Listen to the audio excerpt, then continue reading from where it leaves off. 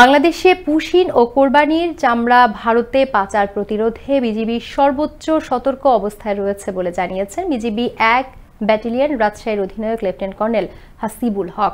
বৃহস্পতিবার বিকেলে Rajshahi BGB sector আয়োজিত সংবাদ সম্মেলনে তিনি কথা বলেন। এ সময় তিনি জানান, সীমান্তে সব ধরনের পাচার রোধে টহল বৃদ্ধি ও গোয়েন্দা নজরদারি সহ স্থানীয় জনগণকে সাথে নিয়ে কাজ করছে বিজিবি।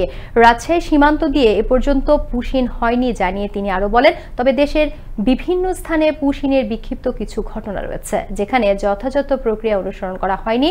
সেখানে বিজিবি বিএসএফ এর সাথে বিভিন্ন পর্যায়ের পতাকা বৈঠকের মাধ্যমে প্রতিবাদ জানিয়েছে, যা আগামীতেও অব্যাহত থাকবে।